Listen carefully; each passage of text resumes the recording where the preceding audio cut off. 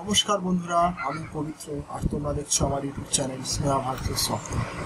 আজ আমি আনবক্স করতে চলেছি কুইক 857D ডব্লিউ প্লাস মডেলের ব্লোয়ার, অর্থাৎ এসএমডি রিওয়ার স্টেশন। এই হলো আমাদের অরিজিনাল কুইক 857D ডব্লিউ প্লাসের ডাব্বা। আচ্ছা, আমরা দেখি ডাব্বার ভিতরে কী আছে না। তাহলে তার আগে দেখে নিই, উপরে একটু লোগো থেকে পড়ার চেষ্টা করি। যা কুইক, ঠিক আছে, 857D W plus Rekha's 220 volt, আচ্ছা 580 ওয়াট। তাও নিচে দেখছি মেড ইন চায়না বলে লেখা আছে, দেখ অনেক কিছু লেখা আছে। তবে এই ডাব্বাটা, এই স্টিকারটা থাকা মানে অরিজিনাল, এটুকু বলে দেবে। এছাড়াও আরও অনেক রকম প্রসেস আছে, একটা চেনার উপায়, সেটা আমি বলে দিচ্ছি। তা ফটাফট খুলে ফেলি। আচ্ছা, খোলার সঙ্গে সঙ্গে আমরা দেখছি একটি ইউজার ম্যানুয়াল রয়েছে, ইনস্ট্রাকশন ম্যানুয়াল, যেটাকে বলছি এসএমডি রিওয়ার স্টেশন। আর এটাও পড়ে নেওয়া যেতে পারে। এর ভিতরে অনেক নিয়ম কানুন লিখে দেওয়া আছে, তাই যাক এটা পরে দিচ্ছি। দেখছি এর ভিতরে প্যাকিংগুলো করা রয়েছে। প্যাকিংগুলো খুলে ফেললাম। এরপরে দেখছি এর ভিতরে কটা নজেলগুলো নজেল রয়েছে বিভিন্ন মাপের। একটা, দুটো, তিনটে, চারটে নজেল রয়েছে, ঠিক আছে। যেই নজেলগুলো আমাদের কাজে লাগবে, কাজের। ওকে, আচ্ছা, পরে দেখছি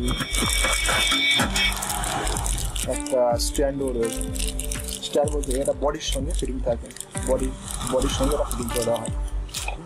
আচ্ছা, এই হলো মেন সোল্ডারিং সিস্টেম। আচ্ছা, মেন সোল্ডারিং সিস্টেম বের করে দিলে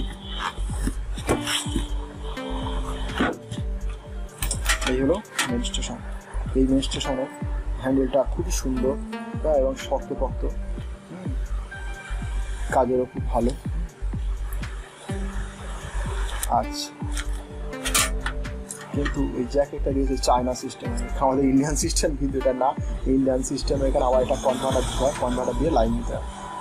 তা ঠিক আছে, এটা হচ্ছে আমাদের জিএসএম ইন্ডিয়ার লোগো দেওয়া আছে পিছনটা দেখুন।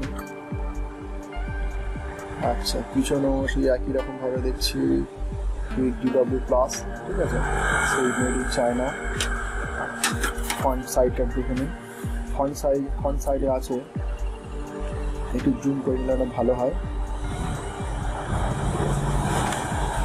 আচ্ছা, এখানে দেখছি আমাদের এয়ার কন্ট্রোলার রয়েছে। এয়ার কন্ট্রোলার বাড়িয়ে আমাদের দেখে নিতে হয় যে কতটা এয়ার আসছে, আবার কমিয়ে দেখে নিচ্ছে কতটা এয়ার কমছে, কতটা বাড়ছে বা কতটা আসছে। আচ্ছা, এটা আছে আমাদের টেম্পারেচার কন্ট্রোলার। টেম্পারেচার কন্ট্রোলার কিন্তু এখানে ডিসপ্লে শো করবে, এইটাও বাড়ছে এবং কমছে। আচ্ছা, আমি লাইভ টেস্ট করে দেখে নিচ্ছি এবং কীভাবে কাজ করছে সেটা একটু দেখবো আমি। ওকে, বাস। হ্যাঁ, তার আগে আরেকটা জিনিস দেখিয়ে দিই যে অরিজিনাল চেনার উপায় কী। এইরকম মেশিনের দেখবো যদি এরকম তলাতে এই যে এই স্ক্রুটা যদি থাকে ভাববো আমরা অরিজিনাল, কারণ এই স্ক্রুটা একমাত্র অরিজিনাল ভিতরে যে এয়ার কম্প্রেসার রয়েছে, কম্প্রেসারের জন্য এটাকে আটকানোর জন্য এই স্ক্রুটা ব্যবহার করা হয়। এছাড়াও একটা, দুটো এবং এই তিনটে স্ক্রুও কিন্তু অরিজিনালের ক্ষেত্রে থাকে, কপির ক্ষেত্রে এই তিনটে থাকে না, আর এটাও থাকে না। তাহলে এটা আমাদের চেনার উপায় গেল যে অরিজিনাল কপি সবসময়ের জন্য অরিজিনালের যেটা থাকে, কপি যেটা থাকে না। আর এছাড়াও তো আমরা তো অরিজিনাল ডাব্বাতেও দেখে নিয়েছি ওই লোগোটা, যে কুইক 857D প্লাসটা। ওকে, এবার আমরা টেস্ট করছি, লাইন টেস্ট। নজেলটা ফিটিং করে নিয়েছি, এটা পাওয়ার অন করলাম। এখন মিনিমাম 0 এয়ার। এখানে যদি আমি ছোট কাগজ ধরি, জানা যাবে কেমন এয়ারটা হচ্ছে না হচ্ছে। আচ্ছা, যাই হোক, আমি এখানে টেম্পারেচার বাড়াতে পারছি। টেম্পারেচার 200, 300, 372, 400, 450। আবার এয়ারটাকে কমিয়ে নিতে পারি। টেম্পারেচারটাকে কমিয়ে দিলাম।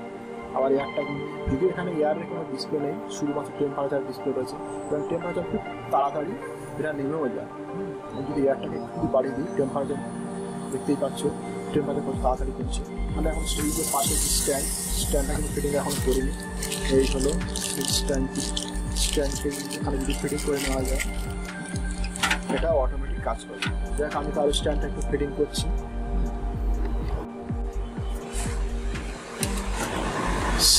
স্ট্যান্ড ফিটিং করলাম এবং আবার পাওয়ার দিলাম। আমি মেশিন স্টার্ট হওয়ার আগে এখান থেকে কিন্তু টেম্পারেচারটা সেট করে নেওয়া যায়। আমি যেমন টেম্পারেচার রাখবো তেমন টেম্পারেচার এখানে সেন্স হতে থাকবে বা সেই টেম্পারেচার আউটপুট হবে। তাহলে আমি এখানে ধরি 231 বাই 221 বা 206 204 সেট করলাম। এখন যদি আমি হ্যান্ডেলটাকে নামাই তাহলে 221 পর্যন্ত কিন্তু টেম্পারেচার উঠতে থাকবে এবং কত তাড়াতাড়ি টেম্পারেচার বা 201 203 204 আর খুব কুইক কিন্তু টেম্পারেচারটা এখানে উঠে যায়।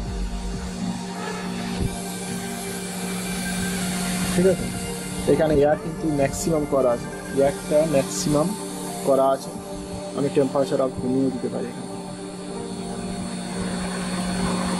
ওতে কাজের জন্য কিন্তু সুইটেবল, খুবই সুইটেবল।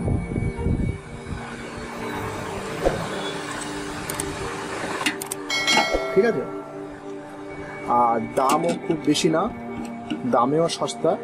অরিজিনাল যে কুইক 857 DW প্লাসটা রয়েছে মার্কেট প্রাইস, বর্তমান মার্কেট প্রাইস 5300 থেকে 5600 পর্যন্ত। আর যেগুলো কফি কুইক 857 DW প্লাস রয়েছে বা ডুপ্লিকেট যেগুলো, সেগুলোর দাম পড়েছে 2500, 2600, 2000, 2200, যেমন মানে এক কথায় বিভিন্ন কাউন্টার থেকে বিভিন্ন রকম দামে হয়ে থাকে। অর্থাৎ 2000 থেকে 2700 ভিতরে ডুপ্লিকেট বা কপি মালটা পাওয়া যাচ্ছে।